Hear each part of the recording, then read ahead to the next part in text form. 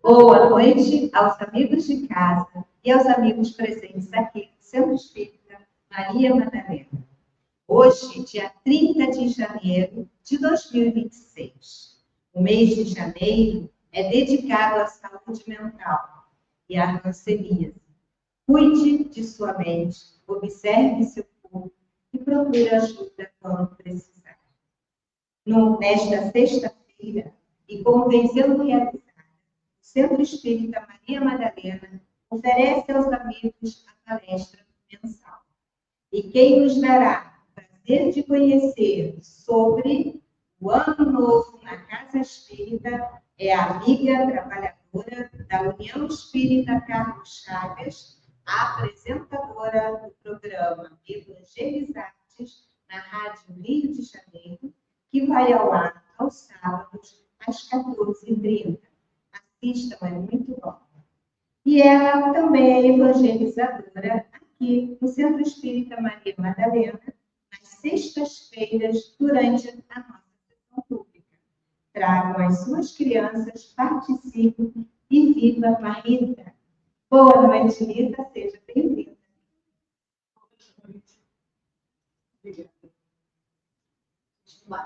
Boa noite, pessoal. Eu continuo na evangelização, mas hoje vai ser com as outras. Boa noite mais uma vez. É sempre bom a gente estar junto, né, para estudar um pouquinho, falar de espiritismo. Mas antes, vamos fechar os nossos olhinhos e vamos fazer a nossa prece. Obrigada, Senhor, pelas nossas vidas. Obrigada por essa oportunidade bendita de conversarmos sobre essa doutrina que nos abraça, nos pega no colo, mas também nos dá a ciência da nossa responsabilidade com a nossa própria evolução. Muito obrigada pelo teu amor, pela tua misericórdia, por nunca desistir de nós e por cada momento nos dar uma chance de sermos uma versão melhor de nós mesmos. Muito obrigada por tudo. Obrigada, espiritualidade amiga, que nos abraça nessa casa. Fica conosco e nos conduz durante todo o estudo da noite. Assim seja, graças a Deus. E hoje nós temos a missão de falar sobre o Ano Novo na Casa Espírita. Na verdade, aqui, não só Ano Novo, mas Século Novo, né? Afinal de contas, já vivemos 100 anos nessa casa e agora começaremos um ciclo aí de mais 100, mais 200, e a gente roga a Deus, né, a permissão de um dia de acompanharmos esse ciclo, seja do lado de cá, seja do lado de lá. Né?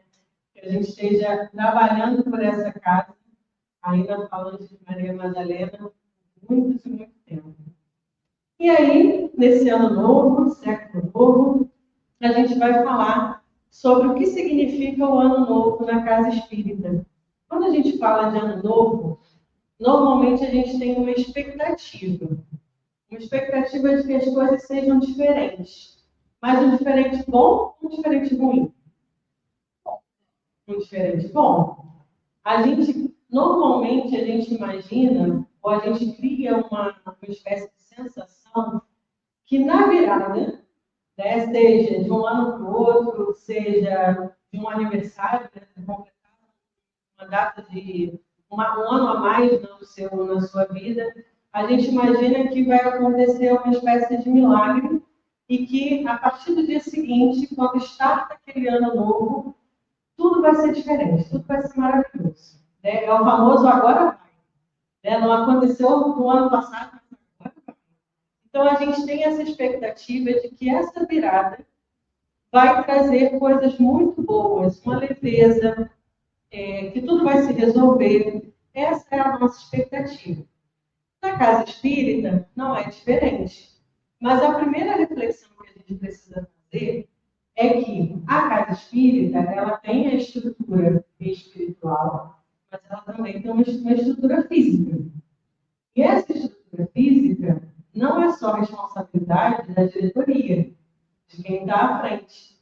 Todos nós que frequentamos, que somos trabalhadores de alguma forma da casa, podemos contribuir para que o ano da casa também seja um ano novo, um ano de novidades, um ano mais positivo, um ano mais organizado, com tarefas novas, ou com mais trabalhadores nas tarefas que já acontecem.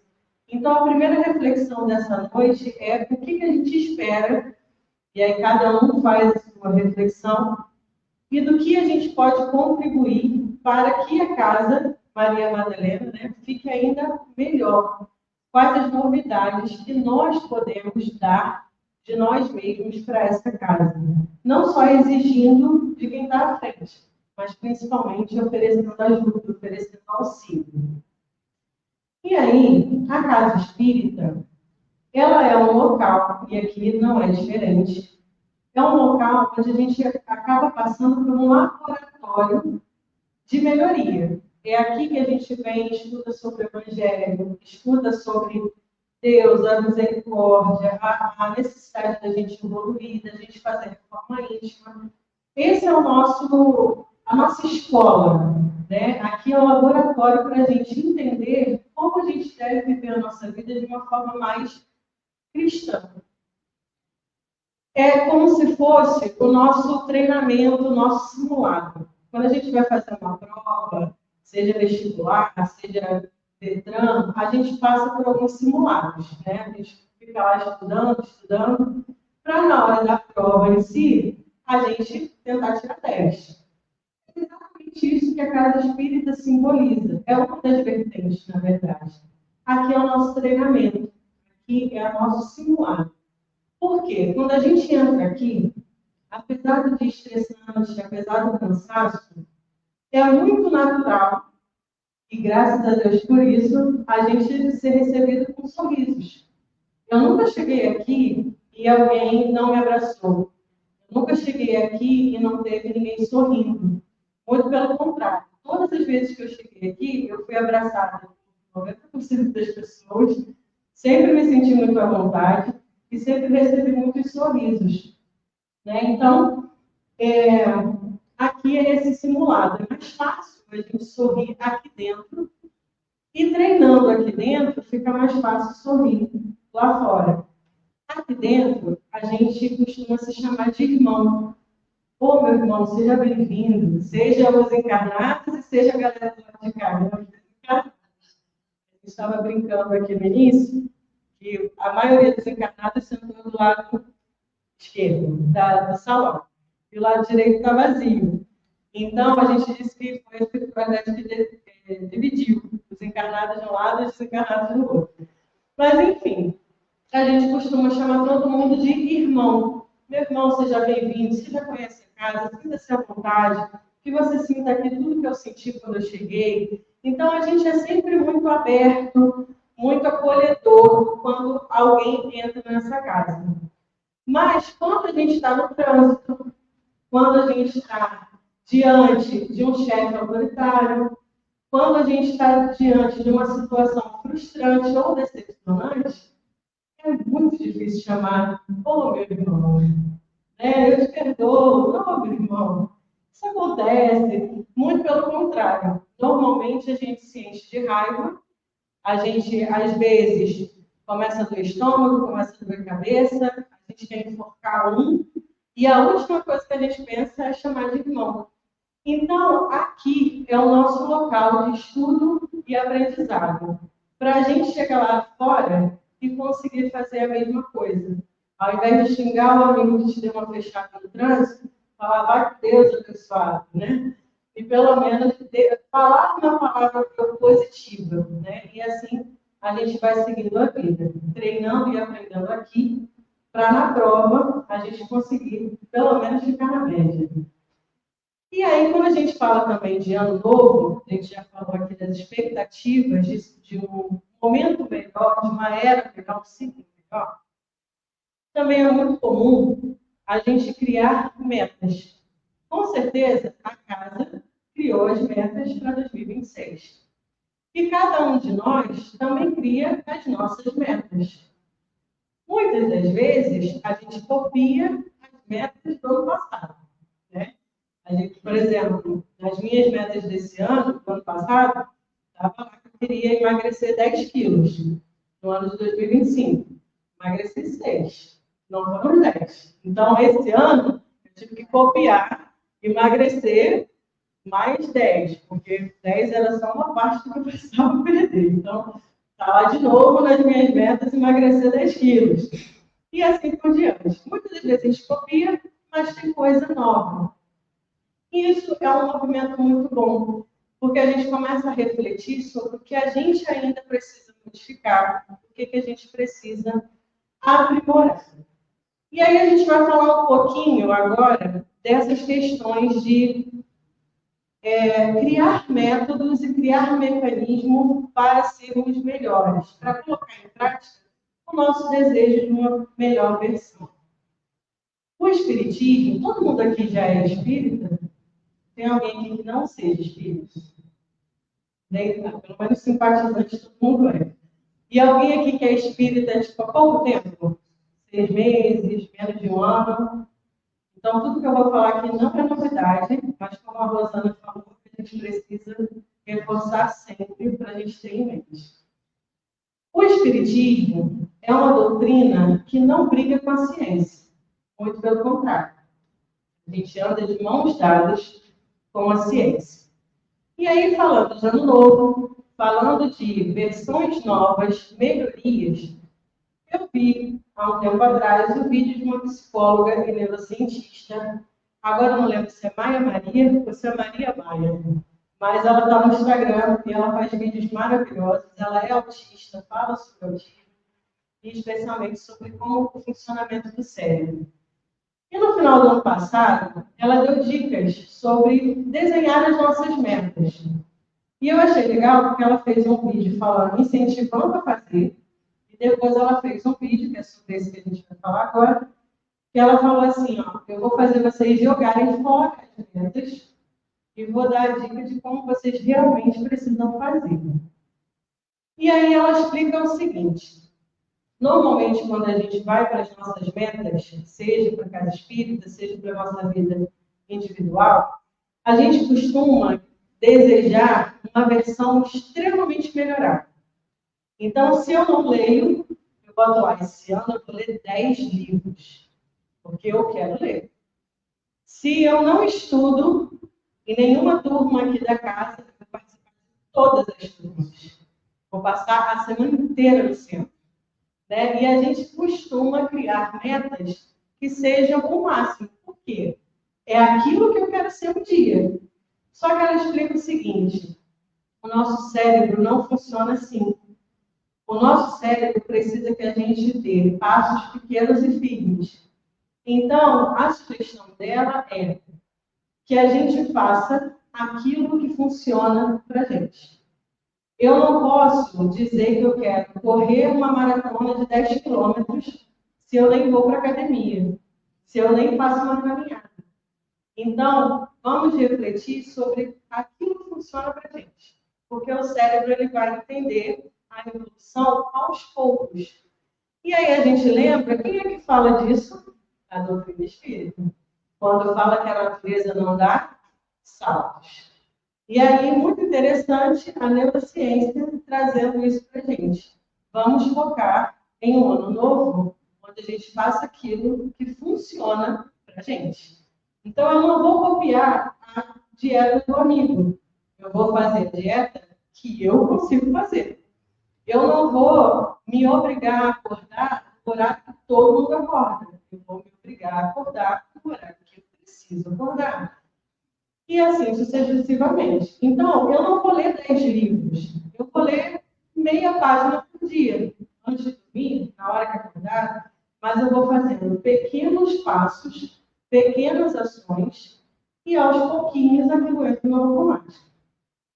A segunda dica que ela deu nesse vídeo foi que o nosso cérebro ele é viciado em uma coisa chamada coerência. Ele é viciado em coerência. Então, quando eu falo, por exemplo, eu sou muito burra, não consigo fazer isso, o cérebro entende que aquilo é uma verdade. Então, automaticamente, ele cria travas e vai te conduzir em pensamentos que vão acarretar em atitudes que vão fazer com que você reforce aquilo. O contrário também. Quando eu falo, nossa, sou capaz, eu posso. Não, está difícil agora, mas eu consigo isso aqui. Vou dormir um pouquinho, depois eu volto nisso aqui. Mas eu não me coloco de uma forma diminuída, eu não falo mal de mim mesma, o cérebro também entende que aquilo não é verdade. Então, se eu falo que eu consigo, que eu sou capaz, que eu posso, o cérebro vai te encaminhar pensamentos que vão desencadear em atitudes que vão te movimentar, de fato, sendo capaz. E isso vai implicar o quê? A gente entender como a gente funciona. E aí ela fala no vídeo sobre uma coisa chamada autoconhecimento. E aí a neurociência, nesse vídeo, através dessa psicóloga e neurocientista, vem falar para a gente 2 caminhos para a gente ser realmente novo e aproveitar o ano novo. Ser gentil com a gente mesmo, respeitar os nossos limites, saber que a natureza não dá saltos, e que a gente precisa se conhecer para que a gente não seja um carrasco de nós mesmos, né? E aí, eu fiquei pensando, nossa, interessante a ciência trazer esses 2 pontos, que desde 1800 e, me ajuda a lembrar ele, 60 e, esqueci a data dos espíritos. 57, muito obrigada, Rô. Desde então, o Espiritismo vem falando a importância de se autoconhecer, a importância de fazer de forma íntima, a importância da gente ser um homem de bem, a importância, sobretudo, da caridade. E tudo isso a gente vive na Casa Espírita também. Então, é aqui que a gente vai reforçar a importância do autoconhecimento. Santo Agostinho, na questão de 919, ele faz um roteiro. E por mais que a gente fale muitas vezes nessa questão dos espíritos, é sempre bom a gente reforçar ela. Porque ele fala que isso não é um exercício de uma virada de ciclo. Não é só quando chega o ano novo, não é só quando chega o Réveillon, um aniversário, ou a virada de um mês, que a gente tem que fazer isso. O autoconhecimento é exercício diário. Então, basicamente, é um ciclo de 24 horas, que a gente vai se observando, vai revisando, para ser uma melhor versão no dia seguinte. E isso a gente também tem que ter ali na cabeceira e revisar isso quantas vezes a gente precisar. Para que a gente faça a nossa reforma íntima. Por quê? A gente começou falando que o ano novo, ele dá uma sensação de que um milagre vai acontecer. Só que isso não acontece. Quando a gente fala de uma reforma íntima, alguém que já fez reforma? Em casa, né? Quanto tempo levou a reforma daqui? Eu lembro de antes do Réveillon, um ano retrasado, vocês já estavam nessa questão de ver pintura, de construir sala de atendimento fraterno, de melhorar a questão dos atendimentos, banheiros, sala de evangelização. Então, assim, quantas coisas foram feitas na reforma aqui? Foi uma coisa fácil de fazer? Foi uma coisa tranquila? Deu trabalho? Muito trabalho, né? O esforço é muito grande. Então, quando a gente fala de reforma íntima, é um nome bonito, é um nome que projeta uma coisa muito boa, mas é uma coisa que dá trabalho.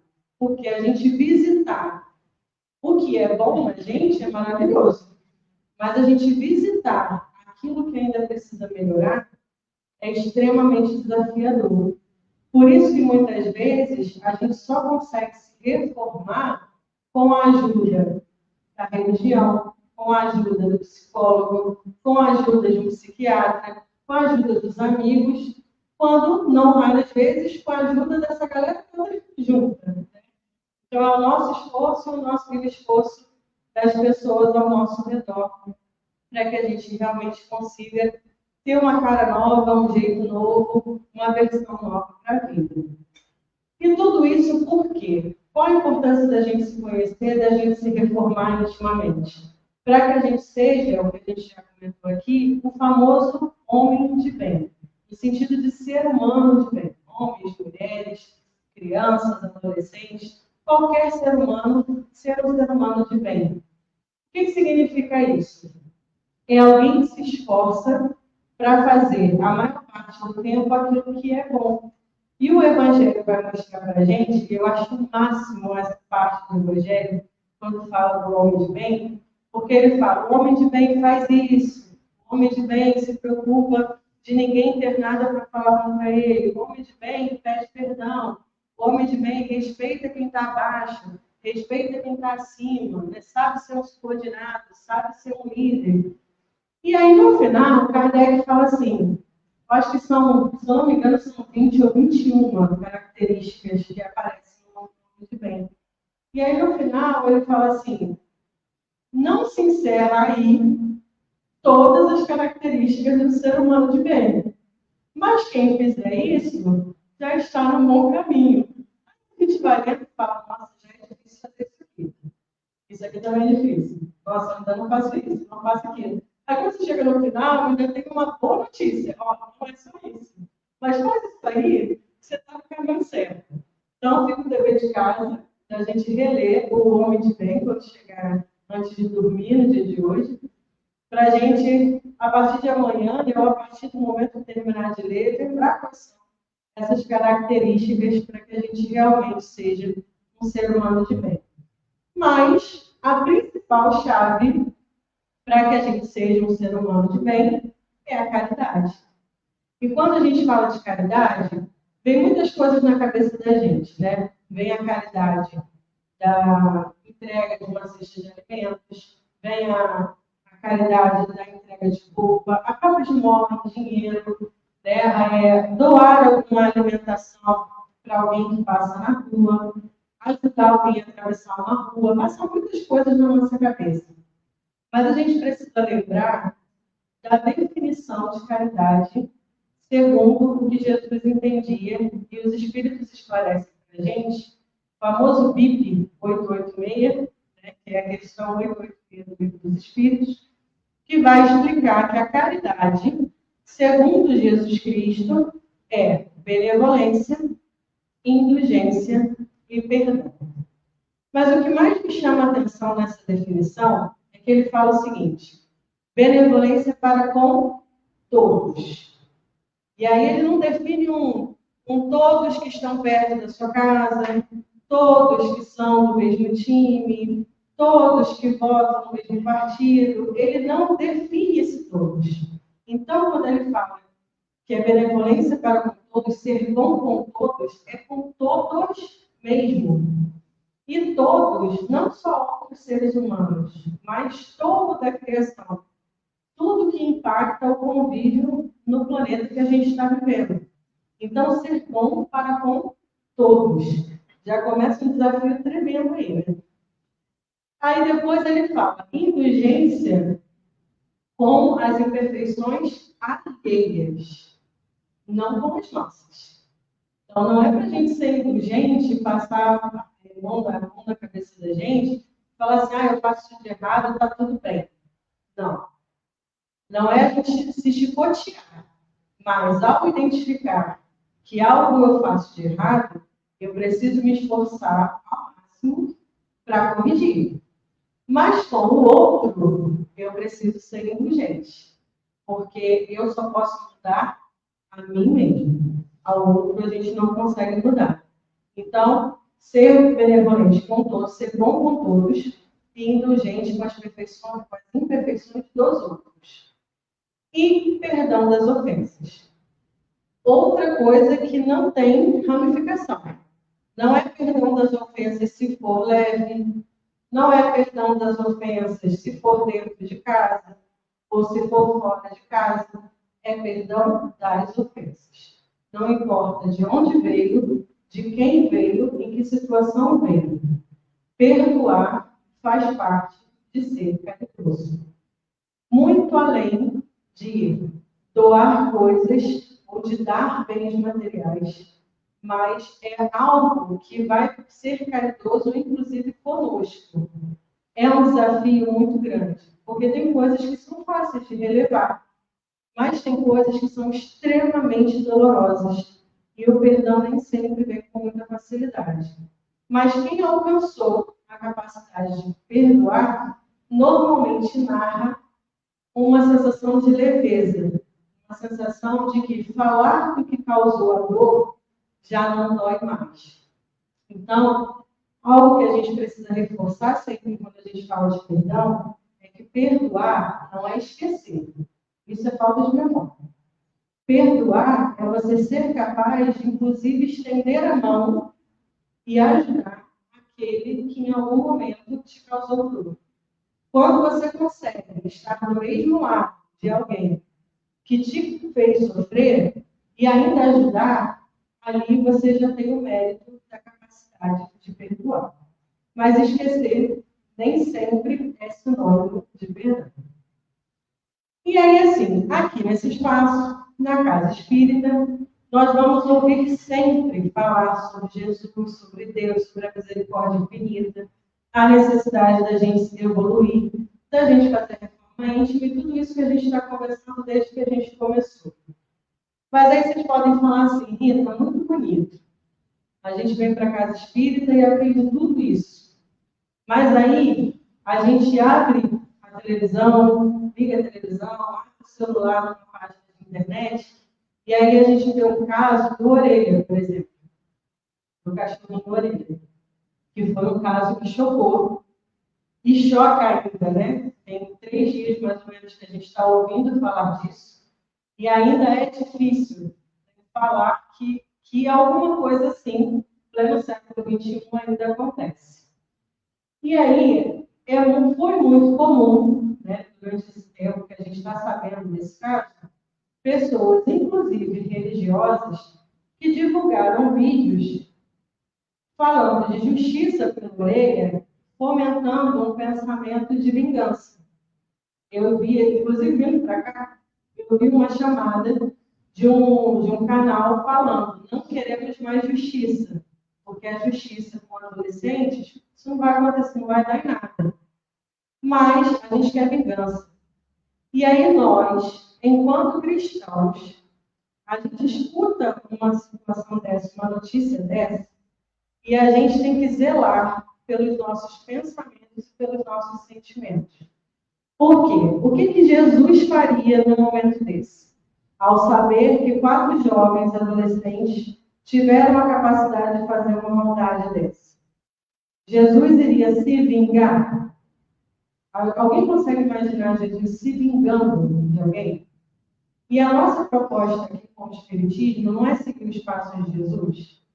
Então, por mais dolorosa que seja essa notícia, a gente vai buscar justiça, vai fomentar que é um absurdo, mas em momento algum pode sair das nossas bocas que esses 4 jovens precisam ser torturados e mortos.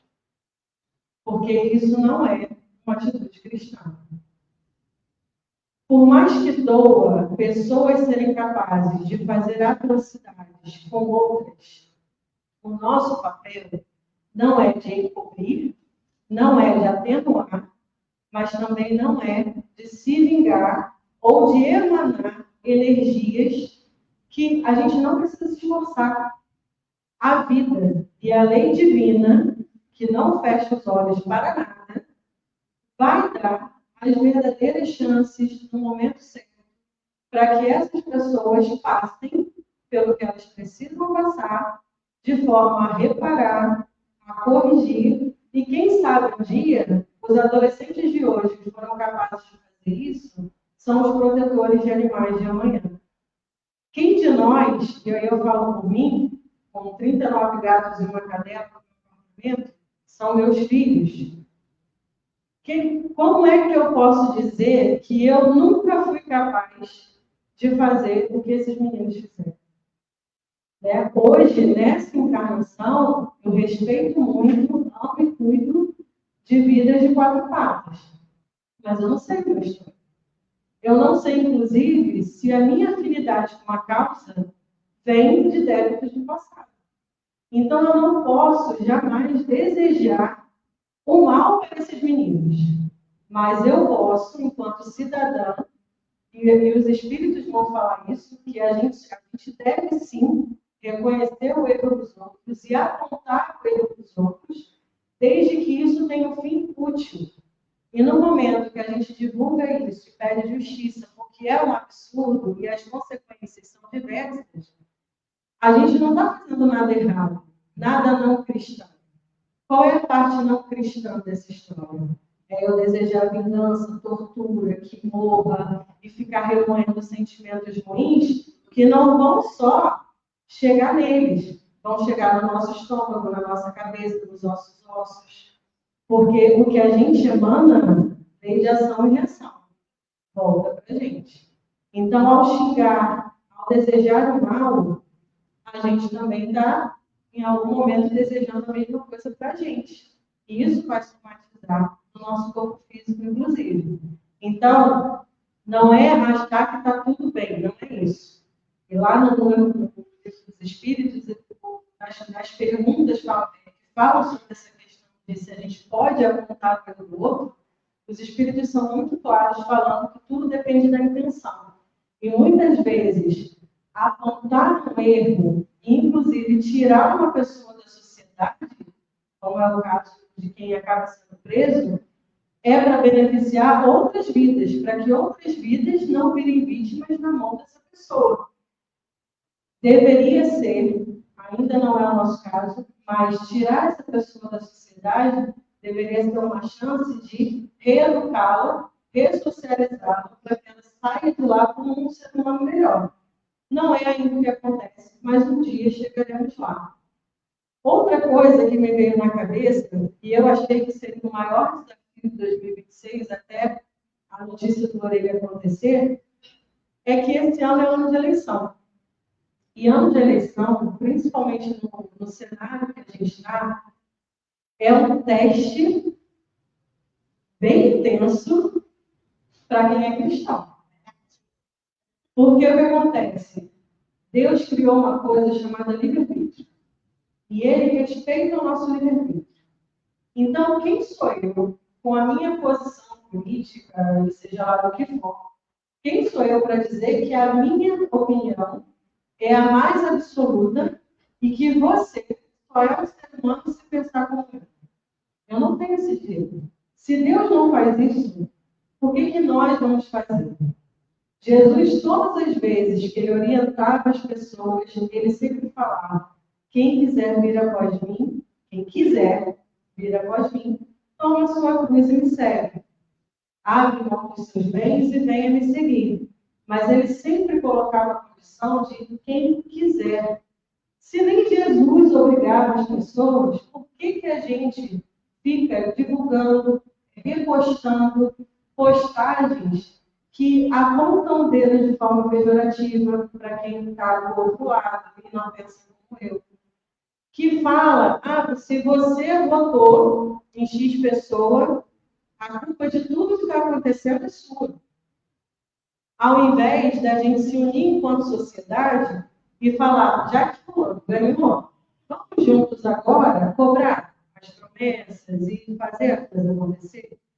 Mas a gente toma uma atitude, a gente vem tomando uma atitude enquanto sociedade, apesar da nossa sociedade ser considerada cristã pelas estatísticas, a gente vem construindo uma atitude em que a gente fomenta o ódio, em que a gente fomenta o julgamento, em que a gente fomenta brigas.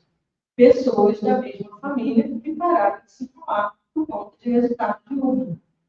Isso não nos cabe mais.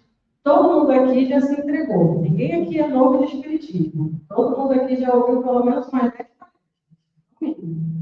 Então, não dá mais para a gente alegar a ignorância. Então, quando eu receber uma postagem que fomenta ódio, eu não reposto. Se eu tiver a chance de falar de Deus, que eu fale. Se eu tiver a chance de divulgar a palavra positiva, que eu faça. Mas que eu jamais tome a atitude de apontar para aquele que pensa diferente e julgar, inclusive, que ele não é digno de ser considerado um ser humano, por exemplo, que são coisas que a gente escuta por aí. Então, são reflexões que a gente precisa fazer se a gente quer realmente uma versão nova no ano novo. Seja dentro da casa espírita, seja fora da casa espírita. E para a gente terminar, porque por incrível que pareça, já está acabando o nosso tempo, eu trouxe uma música. Eu amo músicas. Eu falo que eu sou uma pessoa muito musical.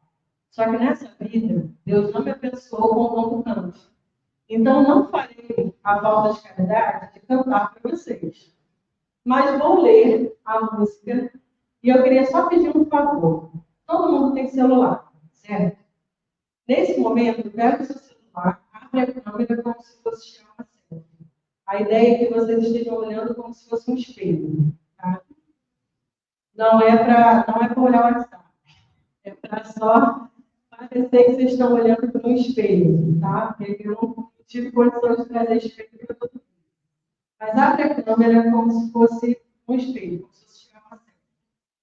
Quem não tem quem está sozinho aí, vê com coleguinha. Mas a ideia é que vocês se olhem enquanto eu estiver falando essa música, porque essa música é um convite para a gente imaginar uma conversa com o nosso eu de 10 anos atrás. E a gente vai bater um papo sobre isso. Então, se olhem como se vocês estivessem olhando para vocês de 10 anos atrás. Deixa eu te propor, tente imaginar você de 10 anos atrás te chamando para conversar. O que você vê? Você sente o quê? O que eu queria falar, esse refrão vai dizer. Faça o favor de se cuidar. Você nem pode imaginar o quanto na vida há de ter coragem para viver. Você vai cair e vai errar, mas também vai se levantar. E acima de tudo há de ter coragem para viver e força para continuar. Veja só você, eu fico a imaginar o meu eu de 10 anos atrás me chamando para conversar. O que será que ele vê? Será que ele gosta do que eu me tornei? Mas antes de continuar, vou apenas dizer, faça o favor de se cuidar. Você nem pode imaginar o quanto na vida há de ter coragem para viver. Você vai cair e vai errar, mas também vai se levantar. E acima de tudo há de ter coragem para viver. Coragem para viver e força para continuar. E eu não quero ir embora sem deixar mais uns conselhos para você. Beba mais água e tente ser um pouco mais gentil com você. Não é preciso se apressar. Para que correr? Vai devagar. Ouça o que seus pais têm para dizer. E coragem para viver. Coragem para viver e força para continuar. A conversa com o eu de 10 anos atrás acaba, mas o que fica dessa mensagem é o seguinte: se a gente pudesse hoje conversar com a nossa versão de 10 anos atrás, o que será que essa versão pensaria? Quais eram os desejos de ano novo dessa versão de 10 anos atrás? Será que a gente realizou todos esses sonhos, todas essas metas? Será que essa pessoa de 10 anos atrás ia gostar disso agora? E agora o exercício é outro. Nós estamos diante de um novo ano que acaba de começar. E a gente agora está caminhando para o eu de 10 anos na frente. Como é que a gente vai querer chegar lá, nos 10 anos na frente? Será que quando eu chegar lá, os conselhos da minha versão de 10 anos na frente ainda serão os mesmos? Ou será que eu já vou poder chegar lá e dizer assim, eu agora já fiz tudo aquilo, todos aqueles conselhos, e agora estou aqui para a gente continuar junto, porque eu já aprendi a lição e a gente vai aprender muito mais coisa daqui para frente. Então, seja na ciência, na nossa doutrina, na poesia, seja dentro e fora do centro espírita, que a gente não tenha um ano novo, mas que a gente seja pessoa nova no ano que acabou de começar. Muita paz para a gente e vamos dar sequência aos trabalhos. Mica, Maravilha. Tem. Olha, falando sobre a prece final, eu acredito que o que ela acabou de fazer aqui já é uma prece. Tá bom, mesmo? Muito obrigada. Lembrando aos amigos do centro que na segunda-feira, dia 2, iniciaremos os estudos dos livros dos Espíritos e dos Médiuns, começando às 18 horas. Na quarta-feira, dia 4, teremos o estudo do livro A Gênese, começando às 18 horas. Na sexta-feira, dia 6, teremos a sessão pública, começando às 19h30. E lembrando que a evangelização infantil acontece sempre durante a nossa sessão pública, sempre começando às 19h30. E no dia 7, teremos o floral de prata. Trago uma garrafinha para ser pingado no floral. E agora iremos terminar a nossa transmissão. Boa noite e fiquemos com Deus.